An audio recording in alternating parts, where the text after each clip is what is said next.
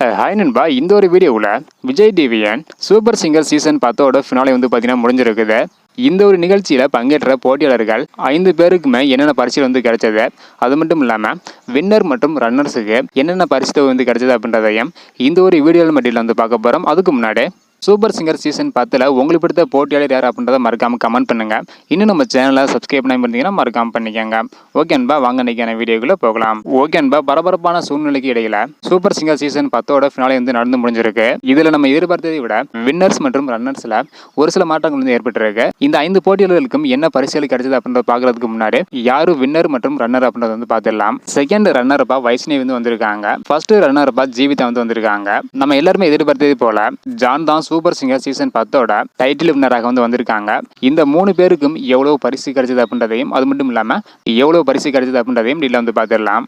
அதாவது 4வது மற்றும் 5வது இடத்தை பிடித்த விக்னேஷ் மற்றும் ஸ்ரீநிதி இவங்களுக்கு தலா 3 லட்சம் வந்து வழங்கியிருக்காங்க. இதனை தொடர்ந்து 3வது இடத்தை பிடித்த வைஷ்ணவிக்கு 5 லட்சம் வந்து கொடுத்திருக்காங்க. இதனை தொடர்ந்து 2வது இடத்தை பிடித்த ஜீவிதாவுக்கு 10 லட்சம் பரிசு தொகை வந்து கொடுத்திருக்காங்க.